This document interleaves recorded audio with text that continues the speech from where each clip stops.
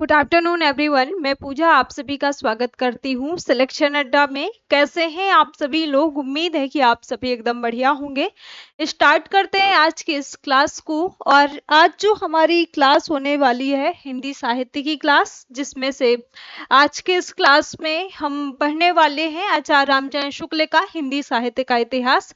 हिंदी साहित्य के इतिहास की जब हम बात करते हैं तो आपका चाहे यूजीसी नेट का एग्जाम हो या फिर आपका टीजीटी पीजीटी या फिर जो है किसी भी स्टेट का जो सेट का एग्जाम होता है, जहां पर आप लोगों का हिंदी साहित्य आता है, तो साहित्य में से जो आप लोगों का हिंदी साहित्य का इतिहास है ना, यहाँ से प्रश्न आपसे पूछे जाते हैं। और हिंदी साहित्य के इतिहास के अंतर्गत ही जो है आप लोग जो है आदिकाल, भक्ति काल, रीति काल और आधुनिक काल, ये तो आप लोग पढ़ते ही पढ़ते हैं, है ना। अगर हम किसी भी एग्जाम की बात करें जहां पर आपका साहित्य पूछा जाता है, तो ये जो हमारी क्लास होने वाली है ना, हिंदी साहित्य की क्लास जो है आचार्य रामचंद्र शुक्ल सीरीज, जिसमें से आज हमारी सेकंड क्लास है। मैंने एक क्लास जो है ली हुई थी और कल हमारी क्लास नहीं हुई बल्कि परसों क्लास हुई थी। उसमें से मैंने आपको बताया था डेली जो है हमारी हिंदी साहित्य की जो क्लास होगी शुक्ल सीरीज से डेली एक प्रकरण पढ़ाया जाएगा आपको। आज के इस क्लास में जो हम पढ़ने वाले हैं प्रकरण 1 पढ़ने वाले हैं, ठीक है। तो देखिए, सबसे पहले तो यहाँ पर मैं ये बात करती हूँ, जो हमारी लास्ट क्लास हुई थी मैंने आपको बताया था काल विभाग के बारे में जो है हमने चर्चा करी थी। अब काल विभाग का कहने का मतलब यहाँ पर ये है कि हमें ये जो आचार्य रामचंद्र शुक्ल की जो सीरीज है ना, इस सीरीज के अंतर्गत हम इन 4 कालों के बारे में पढ़ेंगे, ठीक है। इन 4 कालों के बारे में इस पुस्तक में हम पढ़ेंगे। आदिकाल, पूर्व मध्यकाल, उत्तर मध्यकाल और आधुनिक काल। आचार्य रामचंद्र शुक्ल ने जो है इस हिंदी साहित्य के इतिहास में 900 वर्षों का जो साहित्य है, 900 वर्षों के इस काल को 4 भागों में इन्होंने जो है विभाजित किया है। 4 भाग कौन कौन से हैं? आदिकाल को जो है शुक्ल ने वीरगाथा काल कहा है। ऐसे जो है आपसे प्रश्न पूछे जाते हैं जब हम काल विभाजन और नामकरण की बात करते हैं, तो अलग अलग विद्वान जो है अलग अलग इसका नामकरण करते हैं, अलग अलग जो है इसका काल विभाजन करते हैं, ठीक है। तो यहाँ पर हम जो साहित्य पढ़ रहे हैं वो आचार्य रामचंद्र शुक्ल के अनुसार यहाँ पर हम देखेंगे। तो आज के इस क्लास में जो हम पढ़ने वाले हैं वो आदिकाल को जो है 4 प्रकरण में बांटा गया है। कई बार तो आप लोगों से इन प्रकरण का क्या पूछ लिया जाता है, क्रम पूछ लिया जाता है कि पहले प्रकरण का क्या नाम है, दूसरे प्रकरण का क्या नाम है, तीसरे प्रकरण का क्या नाम है, चौथे प्रकरण का क्या नाम है, ठीक है।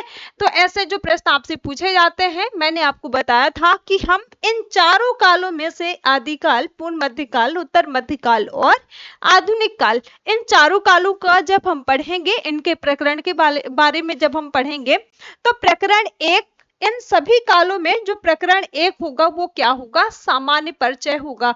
और सामान्य परिचय ही जो है यहाँ पर आज की इस क्लास में हम लोग पढ़ने वाले हैं, प्रकरण 1, ठीक है।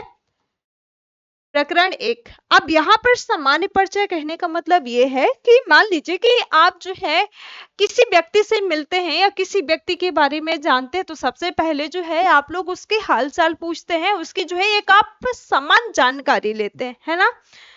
तो वही चीजें जो है जब हम वीरगाथा काल के बारे में पढ़ने वाले हैं, तो हम इन 4 प्रकरणों में से सबसे पहले हम आदिकाल का एक सामान्य परिचय लेंगे, ठीक है। तो चलिए अब जो है हम स्टार्ट करते हैं। और आपका आ गया आदिकाल प्रकरण 1 सामान्य परिचय। ये जो नाम है पहले प्रकरण का, दूसरे प्रकरण का, तीसरे प्रकरण का नाम क्या है, ये जरूर याद रखना है। क्रम से लगाने के लिए आप लोगों से सही मिलान करने के लिए पूछ लिया जाता है, ठीक है। देखिए, जो प्रकरण 1 है ना आदिकाल का, इसमें प्राकृत की अंतिम अपभ्रंश अवस्था से ही जो है यहाँ पर कहा गया है। आचार्य रामचंद्र शुक्ल ने बताया है कि हिंदी साहित्य का आविर्भाव यानी कि हिंदी साहित्य की शुरुआत जो है कब से इन्होंने मानी है? प्राकृत की जो अंतिम अवस्था है, ठीक है, प्राकृत की अंतिम अपभ्रंश अवस्था से ही हिंदी साहित्य का आविर्भाव, हिंदी साहित्य की शुरुआत मानी जाती है। अब यहाँ पर जब आप लोग हिंदी साहित्य का इतिहास तो पढ़ेंगे, इसके साथ साथ जो आपके सिलेबस में यूजीसी नेट की बात करूं, यूनेट फर्स्ट है हिंदी भाषा का विकास। हिंदी भाषा के विकास क्रम की बात करते हैं आज की ही क्लास में, 2 PM वाली क्लास में मैं आप लोगों को पढ़ाऊंगी। यूनिट फर्स्ट आज से जो है आप लोगों का स्टार्ट हो रहा है दिसंबर बैच के लिए। तो उसमें से जब आप लोग इसके नाम सॉरी इसका जो है, जब आप क्रम की बात करते हैं हिंदी साहित्य का जो विकास क्रम है, तो सबसे पहले जो है किसका विकास होता है? सबसे पहले जो है संस्कृत आती है, संस्कृत का विकास होता है। इसके बाद जो है पाली, फिर बाद में जो है प्राकृत, प्राकृत के बाद जो है अपभ्रंश का विकास होता है, अपभ्रंश के बाद जो है औहट, और फिर जो है आपका हिंदी का विकास होता है। ठीक है, तो यहाँ पर आचार्य रामचंद्र शुक्ल ने क्या बात कही है कि जो हिंदी साहित्य है, हिंदी साहित्य की जो शुरुआत है वो कब से? प्राकृत के जो अंतिम अपभ्रंश अवस्था है, तो इस अपभ्रंश अवस्था से जो है हिंदी साहित्य की आविर्भाव, हिंदी साहित्य की शुरुआत जो है होती है। ठीक है, ऐसा माना गया है। उस समय जैसे गाथा कहने से जो है प्राकृत का बोध होता था, वैसे ही दोहा या फिर जो है दूहा कहने से अपभ्रंश या फिर जो है प्रचलित काव्य भाषा का पद समझा जाता है। अब यहाँ पर एक चीज मैं जरूर आप लोगों को कहूंगी कि ये जो बुक है ना, इसको आप लोगों को एक तरफ से पढ़ना है, क्योंकि यहाँ से प्रश्न जो है जरूर पूछे जाते हैं, और जो है ज्यादा मात्रा में आपको जो है आचार्य रामचंद्र शुक्ल की इस बुक से प्रश्न देखने को मिलते हैं। डायरेक्टली जो है कथन आप लोगों से पूछ लिए जाते हैं। ठीक है, तो प्रचलित काव्य भाषा का पद्य जो है समझा जाता है। अपभ्रंश या प्राकृताभास जो है हिंदी के पद्यों का सबसे जो पुराना पता है वो कहाँ से? तांत्रिक योग मार्गी बौद्धों की सांप्रदायिक रचनाओं के भीतर विक्रम की 7वीं शताब्दी के अंतिम चरण में जो है लगता है। ठीक है, इसके साथ साथ जो है मुंज और भोज के समय संवत 1050 के लगभग, तो ऐसे जो है अपभ्रंश या फिर जो है पुरानी हिंदी का पूरा प्रचार शुद्ध साहित्य या फिर जो है काव्य रचनाओं में भी पाया जाता है। तो कहाँ पर पाया जाता है? मुंज और भोज के समय पर यहाँ पर इन्होंने बताया है। ठीक है, कई बार तो आप लोगों से ये भी पूछा जाता है कि हिंदी का प्रथम जो है कवि कौन है, तो ऐसे आप लोगों से जो प्रश्न पूछे जाते हैं ना, ये चीज ध्यान देना है। इसके साथ साथ जो है हिंदी साहित्य का जो आदिकाल है, हिंदी साहित्य के आदिकाल का जो समय है, संवत में अगर हम बात करें तो 1050 से लेकर के जो है संवत 1375 तक, अर्थात महाराजा भोज के समय से लेकर के हमीर देव के समय के कुछ पीछे तक जो है इसका आदिकाल का समय यानी कि वीर गाथा काल का समय माना जा सकता है। ठीक है, इस बात को शुक्ल जी ने यहाँ पर बताया है। आगे, यद्यपि जनश्रुतियों में से अगर हम बात करें तो जनश्रुति में से जो है इस काल का आरंभ है और पीछे ले जाती है। संवत 770 में जो है भोज के पूर्व पुरुष राजा मान के सभासद पुष्य जो है नामक किसी बंदीजन का दोहों में एक अलंकार ग्रंथ लिखना बताती हैं। और वहीं अगर हम बात करें तो यहाँ पर शिव सिंह सरोज पर जो है इसका कहीं कोई प्रमाण उपलब्ध नहीं है, ये बात भी यहाँ पर बताई गई है। शिव सिंह सरोज मिस्र बंधुओं का मिस्र बंधु विनोद और जॉर्ज गैरसन का जो है लिटरेचर वर्नाक्यूलर, तो उसमें से जो है इन चीजों के बारे में 3 जो ग्रंथ हैं इसके बारे में मैंने पहली क्लास में चर्चा करी थी। ठीक है, इसके साथ साथ अगर हम यहाँ पर बात करें आदिकाल जो है, आदिकाल की इस जो दीर्घ परंपरा है, इस दीर्घ परंपरा के बीच प्रथम 150 वर्षों में अगर हम बात करें ना, तो इसके भीतर तो रचना की किसी विशेष प्रवृत्ति का निश्चित जो है नहीं हो पाता है। वहीं धर्म, नीति, श्रृंगार, वीर सब प्रकार की रचनाएं जो है हमें इस टाइम पर आदिकाल में इस समय जो है सभी प्रकार की रचनाएं हमें दोहों में देखने को मिलती हैं। ठीक है, इसके साथ साथ जो है इस अनिर्दिष्ट लोक प्रवृत्ति के उपरांत जब से जो मुसलमान है, मुसलमानों की चढ़ाइयों का प्रारंभ होता है, तो तब से जो है हम हिंदी साहित्य की प्रवृत्ति एक विशेष रूप में बंधी हुई पाते हैं। यहाँ पर शुक्ल जी का कहने का मतलब ये है कि आप लोग जब जो है हिस्ट्री पढ़ेंगे, ठीक है, तो जो है जब आप लोग जो है मध्यकालीन भारत पढ़ते हैं ना, तो वहां पर क्या पढ़ते हैं, वहां पर सबसे पहले जब जो आक्रमण वगैरह होते हैं, जो है यूनानियों के आक्रमण आप मॉडर्न हिस्ट्री में पढ़ेंगे। इसके पहले की अगर हम बात करें तो जो मुगल आक्रमण जो है, मुस्लिम आक्रमण जो होते थे, तो इसके बारे में अगर हम बात करें तो यहाँ पर उनका जो मुख्य जो उनका ये रहता था कि इनको यहाँ पर जो है सिर्फ लूटपाट करना है, ठीक है।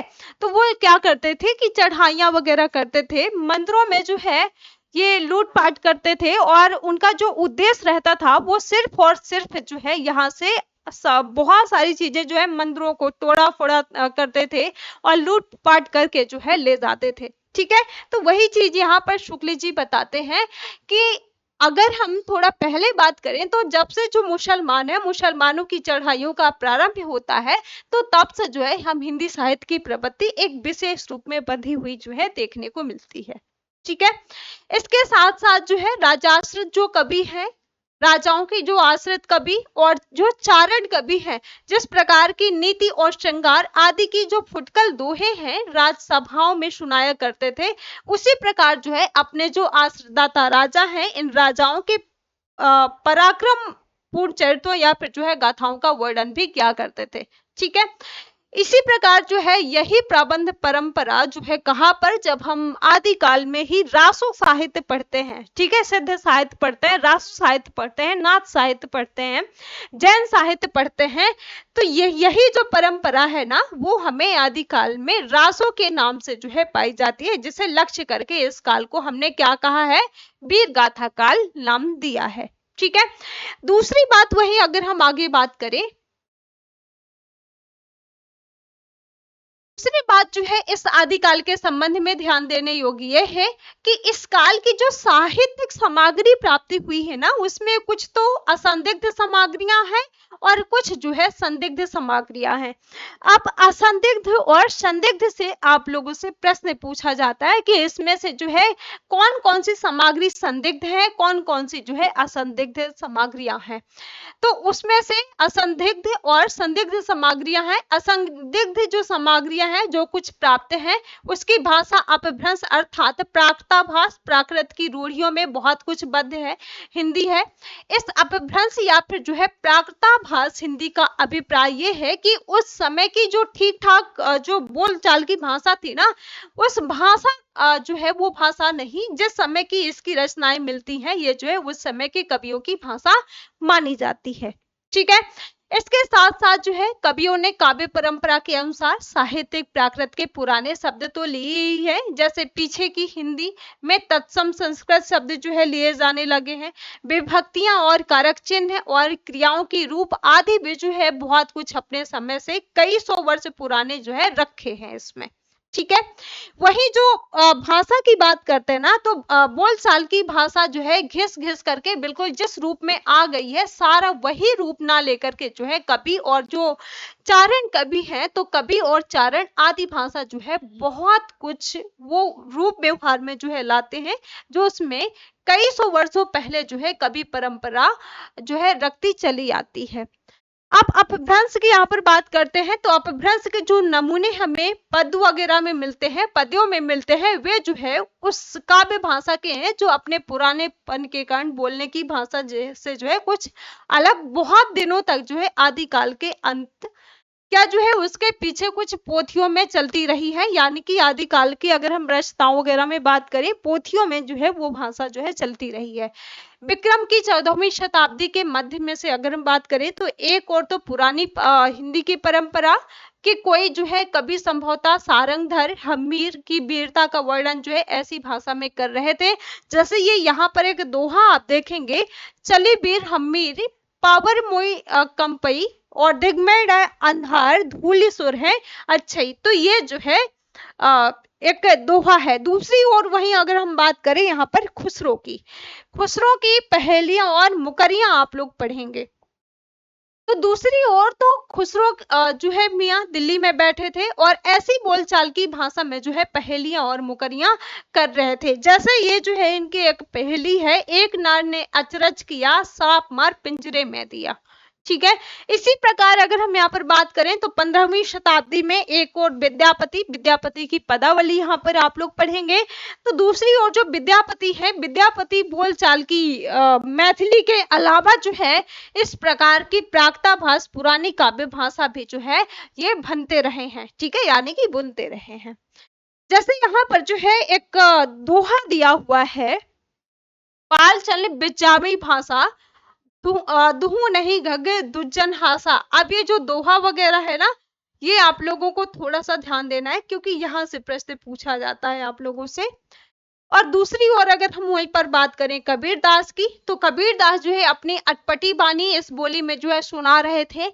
इनकी जो अटपटी बानी है, एक दोहा है, अगिन जो लागी नीर में कंदो जलिया झारी, उत्तर दास इनके पंडिता रहे बेचारी बेचारी।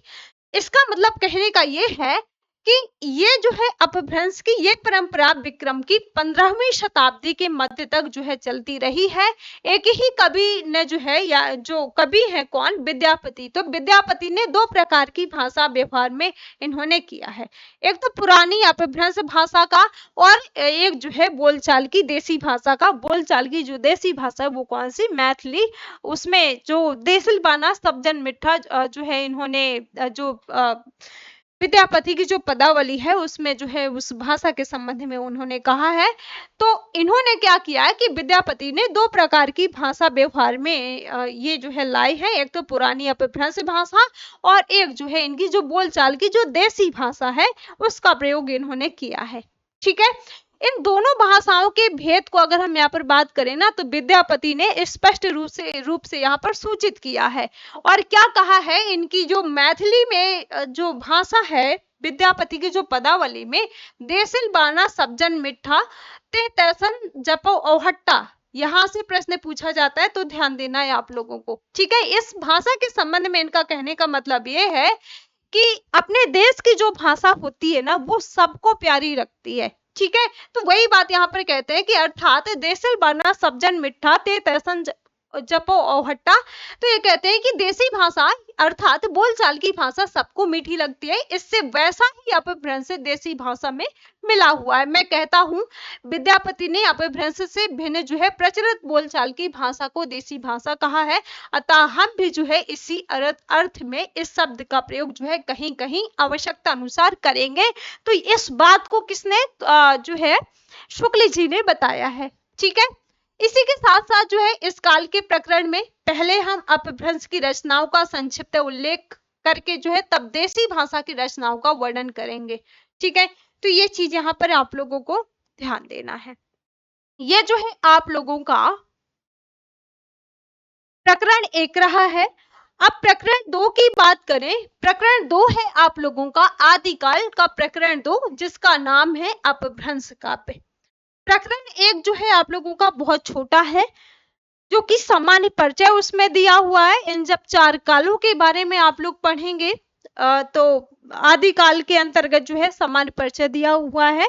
प्रकरण 2 में अपभ्रंश काव्य है। इसमें से यहाँ पर शुक्ल जी ने बताया कि जब से प्राकृत जो है, जो प्राकृत भाषा है ना, तो ये बोलचाल की भाषा ना रह गई, तभी से जो है अपभ्रंश साहित्य का आविर्भाव जो है यानी कि अपभ्रंश साहित्य की शुरुआत समझी जाती है। अब वहां से अपने जो प्रकरण 1 है उसमें क्या कहा गया है कि जो प्राकृत की बोलचाल भाषा है ना, इससे जो है अपभ्रंश साहित्य अब प्राकृत के बाद की जो बोलचाल की भाषा है तो इससे जो है हिंदी साहित्य की शुरुआत मानी जाती है, हिंदी साहित्य का जो है आविर्भाव माना जाता है।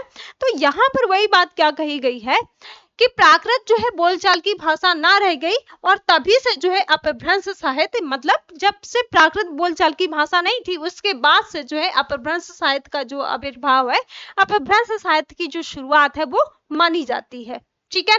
जैसे पहले अगर हम बात करें तो गाथा या फिर जो है गाहा कहने से प्राकृत का बोध होता था, वैसे ही जो है पीछे की बात करें तो दोहा या फिर जो है दूहा कहने से अपभ्रंश या फिर जो है लोक प्रचलित काव्य भाषा का बोध होने लगा है।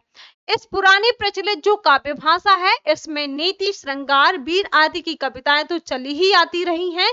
जैन और बौद्ध धर्माचार्य अपने जो है मतों की रक्षा और प्रचार के लिए भी जो है इसमें उपदेश आदि की रचना जो है किया करते थे। इस बात को भी यहाँ पर आपको ध्यान देना है, ठीक है।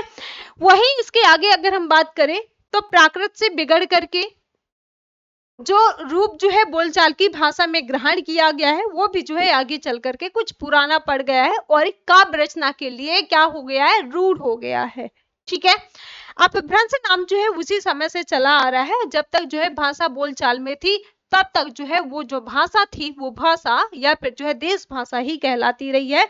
जब वो जो है वो भाषा साहित्य की भाषा हो गई है तब जो है उसके लिए अपभ्रंश शब्द का व्यवहार में अपभ्रंश शब्द जो है व्यवहार में लाया जाने लगा है, उसका प्रयोग जो है किया जाने लगा है। ठीक है, तो ये चीज यहाँ पर आपको ध्यान देना है। वही यहाँ पर एक विद्वान है भरत मुनि। भरत मुनि जो है विक्रम की तीसरी शताब्दी में जो है अपभ्रंश नाम ना देकर के लोक भाषा को देश भाषा ही कहा है।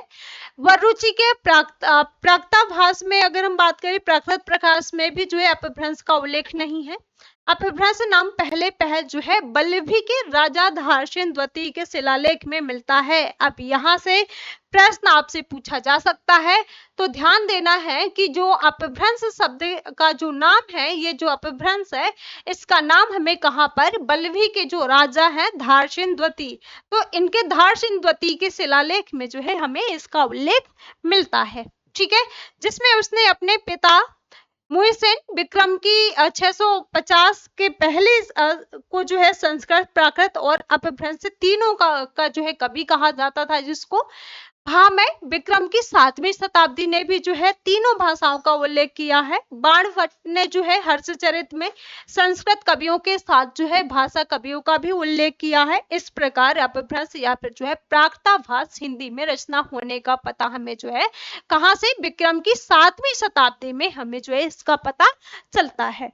ठीक है, उस काल की रचना के नमूने जो है हमें बौद्धों की वज्रयान शाखा के सिद्धों की कृतियों के बीच में जो है मिलते हैं। अब यहाँ पर आप लोगों को क्या पढ़ना है, बौद्ध साहित्य यानी कि जो आप लोग सिद्ध साहित्य पढ़ेंगे, जैन साहित्य पढ़ेंगे, नाथ साहित्य पढ़ेंगे, तो वही बात यहाँ पर शुक्ल जी बताते हैं कि इस समय पर जो है जो रचना के जो नमूने हैं वो हमें बौद्धों की कहाँ से, वज्रयान शाखा के सिद्धों की जो रचनाएं हैं उन रचनाओं के बीच में जो है इनका प्रयोग किया गया है। ठीक है, वहीं आगे अगर हम बात करें तो संवत 990 में जो है देवसेन नामक एक जैन ग्रंथकार हुए हैं, उन्होंने भी जो है श्रावकाचार नाम के एक पुस्तक दोहों में बनाई थी, जिसकी भाषा अपभ्रंश का अधिक प्रचलित रूप लिए हुए है। जैसे यहाँ पर एक दोहा है और अपभ्रंश में है, और दोहा है क्या कि जो जड़ साड़े भाषेउ सो मई कहू सारू, जो पालई सही भाव करी सो सरी पावई पारू। ठीक है, तो ये आप लोगों को ध्यान देना है, ये इन्होंने इसमें जो है ये अपभ्रंश की भाषा है, और अपभ्रंश की भाषा देवसेन ने जो है इस पुस्तक में इन्होंने श्रावकाचार नाम की एक पुस्तक है, इसमें अपभ्रंश की भाषा में जो है ये दोहा इन्होंने लिखा है। ठीक है, आगे वही अगर हम बात करें तो इन्हीं देवसेन ने ही जो है द्रव्य स्वभाव पयास यानी कि द्रव्य स्वभाव और प्रकाश नामक जो है एक और ग्रंथ दोहों में बनाया है। अब ये द्रव्य स्वभाव पयास से जो है आप लोगों से प्रश्न पूछा जाता है। ठीक है, तो ये इस बात को ध्यान देना है, द्रव्य स्वभाव पयास का मतलब है कि द्रव्य स्वभाव प्रकाश, यह जो है इन्होंने ग्रंथ दोहों में बनाया है, किसने, देवसेन ने, जिसका पीछे से जो है माइल धवल ने गाथा या फिर जो है साहित्य के प्राकृत में रूपांतर किया है। इसके पीछे अगर हम बात करें, इसके पीछे तो जैन कवियों की बहुत सी रचनाएं हमें देखने को मिलती हैं, जैसे श्रुति पंचमी कथा, योगसार और जसहर चरिव से जो है आप लोगों से प्रश्न पूछा जाता है, रे कुमार चरिव इत्यादि जो है। ध्यान देने की बात यह है कि जो चरित्र काव्य है या फिर जो है आख्यान काव्य है, इसके लिए अधिकतर चौपाई दोहे पद्धति ग्रहण की गई है। पुष्पदंत की अगर हम वहीं पर बात करें, जिसका समय कितना बताया जाता है, संवत 1029। ठीक है, तो इसमें से पुष्पदंत के जो है आदि पुराण है, आदि पुराण, और आगे अगर हम वहीं पर बात करते हैं इनकी, तो इनका जो उत्तर पुराण है, ठीक है, तो उत्तर पुराण और आदि पुराण चौपाइयों में है। उसी काल के आसपास का जो है जसहर चरिव यानी कि यशधार चरित्र भी जो है चौपाइयों में रचा गया है। जैसे ये जो है इसकी भाषा है, बिड़ु धाव लेनु शयुड्यू अहल्लई बिड़ु जेवड़ी देहु चल्लई बिड़ु जेवड़ी मोखे को पावई तुम्हारे शु की अपई आवई। ये जो है भाषा है। इसी के साथ साथ जो है चौपाई दोहे की ये परंपरा हम आगे चल करके कहाँ पर सूफियों की प्रेम कहानियों में और तुलसीदास के जो है रामचरितमानस में तथा छत्र प्रकाश जो है ब्रज विलास और शबल सिंह चौहान के जो है महाभारत इत्यादि अनेक आख्यान काव्यों में भी जो है ये पाते हैं। ठीक है, तो इनका प्रयोग यहाँ पर ये बताया गया कि जो चौपाई दोहे वगैरह है ना, ये जो परंपरा है, इस परंपरा का प्रयोग जो है हम आगे भी जो है देखते हैं। ठीक है, आगे हमें जो सूफी है, सूफी काव्य आप पढ़ेंगे जो है जायसी के बारे में आप लोग पढ़ेंगे, तो सूफियों की जो भाषा है, सूफियों की जो कहानियां वगैरह है उसमें इसका प्रयोग किया जाएगा। तुलसीदास के जो है रामचरितमानस में इसका प्रयोग किया जाएगा। ठीक है, आगे अगर हम यहीं पर बात करते हैं तो बौद्ध धर्म में जो है विकृत होकर के वज्रयान संप्रदाय के रूप में जो है देश के पूर्वी भागों में बहुत कुछ दिनों तक जो है चला आ रहा था। अब देखिए, जब यहाँ पर आप लोग क्या पढ़ते हैं, सिद्ध साहित्य पढ़ेंगे, तो सिद्ध साहित्य की अगर हम बात करते हैं तो बौद्ध धर्म जो है विकृत होकर के वज्रयान संप्रदाय के रूप में जो है देश के जो पूर्वी भाग है, ठीक है, तो देश का जो पूर्वी भाग है, पूर्वी भागों में बहुत दिनों तक जो है चला आ रहा था और इन बौद्ध तंत्रियों के बीच जो है वामाचार अपनी चरम सीमा को जो है पहुंचाता और ये जो है बिहार से लेकर के असम तक का, इधर मान लीजिए कि ये जो है आपका क्या है, इंडिया। ठीक है, तो ये जो फैले हुए थे वो कहाँ से, बिहार से लेकर के असम तक का जो क्षेत्र था वहां तक जो है ये फैले हुए थे और सिद्ध, इनको जो है क्या कहा गया है, सिद्ध कहा गया है। ठीक है, 84 सिद्ध, 84 सिद्धों के बारे में आप लोग पढ़ेंगे, लेकिन इनमें से जो मुख्य है ना उनके बारे में आप लोगों को ध्यान देना है। ठीक है, तो 84 सिद्ध जो है इन्हीं में हुए हैं, इन सिद्धों में हुए हैं जिनका परंपरागत स्मरण जो है जनता को अब तक है। इन तांत्रिक योगियों को लोग जो है अलौकिक शक्ति संपन्न समझते हैं और ये जो है अपनी सिद्धियों और जो है विभूतियों के लिए प्रसिद्ध माने जाते हैं। राजशेखर ने जो है कर्पूर मंजरी में भैरवानंद के नाम से जो है एक ऐसे ही सिद्ध योगी का समावेश किया है। इस प्रकार हम कह सकते हैं कि जनता पर जो है इन सिद्ध योगियों का प्रभाव जो है हमें कब, विक्रम की 10वीं शताब्दी से ही जो है देखने को मिलता है। ठीक है, यह समय आपसे पूछा जा सकता है, ध्यान देना है, जो कि मुसलमानों के आने पर जो है पठानों के समय तक जो है कुछ ना कुछ बना रहा है और बिहार की नालंदा और विक्रमशिला नामक प्रसिद्ध विद्यापीठ इनके जो है अड्डे माने जाते थे। अब आपसे प्रश्न क्या पूछा जाएगा, सिद्धों के बारे में अगर आपसे प्रश्न पूछा जाए तो ये जो है इनके अड्डे कौन कौन से थे, तो बिहार से अगर हम बात करें तो बिहार का नालंदा विश्वविद्यालय, विक्रमशिला नामक प्रसिद्ध ये जो विद्यापीठ रहे हैं, तो ये जो है इनके जो सिद्ध है, सिद्धों के जो है अड्डे माने जाते थे। ठीक है, वही बख्तियार खिलजी ने इन दोनों स्थानों को किया कि जब जो है इन्होंने उजाड़ा, आग वगैरह जो है वहां की जो लाइब्रेरी वगैरह थी वहां पर जो है आग वगैरह लगा दी गई थी।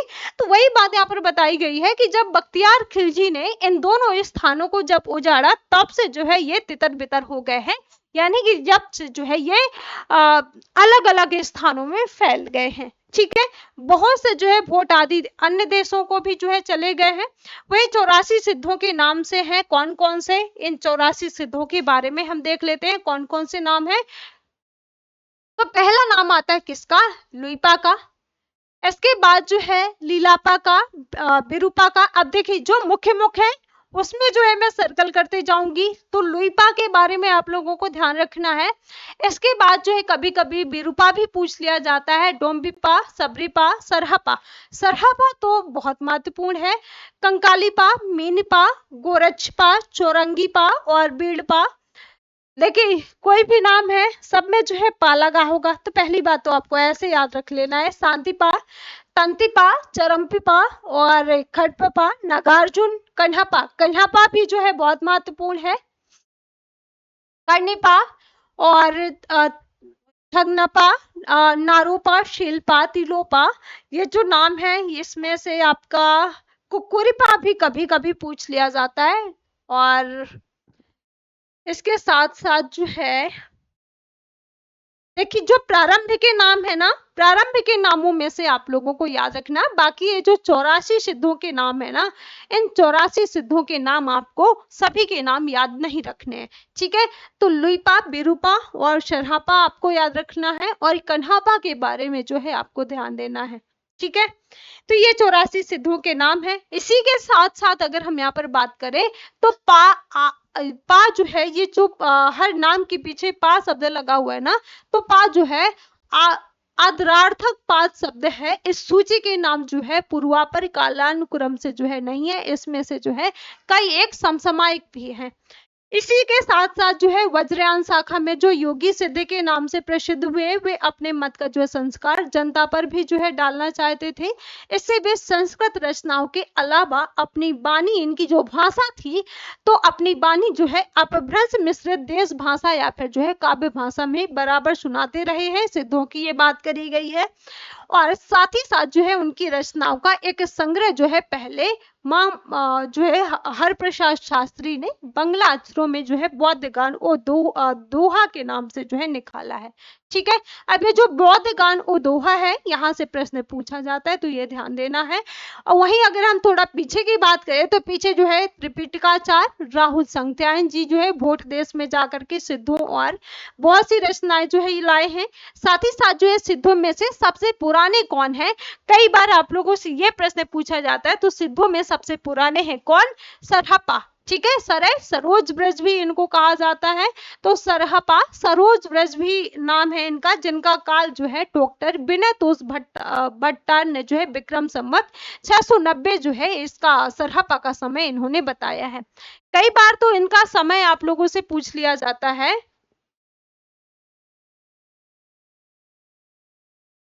इनका समय कई बार पूछा जाता है। तो सरहपा जो है सबसे महत्वपूर्ण है। सरहपा का जो समय है किसने, डॉक्टर विनय तोष भट्टाचार्य ने जो समय बताया है ना, विक्रम संवत की जो है 690 निश्चित इन्होंने समय किया है। उनकी रचना के कुछ नमूने जो है यहाँ पर दिए हुए हैं। इनकी रचना है, ये दोहा है, अंतर साधना पर जोर और पंडितों को फटकार जो है, पंडित साल सत्य बखाने दे हैं रुद्र बसंत न जाने। अब ये जो सरहपा का दोहा है ना, ये बहुत महत्वपूर्ण है, ठीक है। ये बहुत महत्वपूर्ण है क्योंकि यहां से प्रश्न आप लोगों से पूछा जाता है।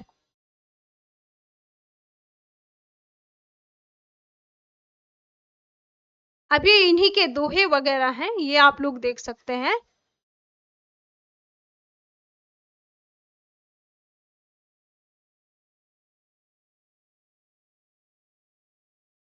और जो एक और दोहा है आपके लिए जो बहुत प्रसिद्ध है, का तरुवर पंच बिडाल।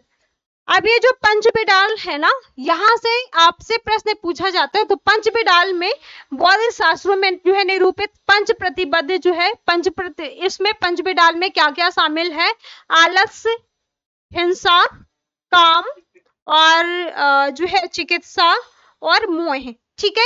ये 5 अंग हैं, इनके बारे में ध्यान देना है। ध्यान देने की बात तो ये है कि विकारों की जो है यही 5 जो संख्या है, ये संख्या निर्गुण धारा के संतों और हिंदी के जो सूफी कवि हैं उन सूफी कवियों में ली है। सूफी कवियों का कहने का मतलब ये है जैसे कबीरदास जी, ठीक है। तो इन्होंने जो है इन संतों की संख्या ली है और हिंदू शास्त्रों में जो है विकारों में ये संख्या 6 मानी जाती है, ठीक है।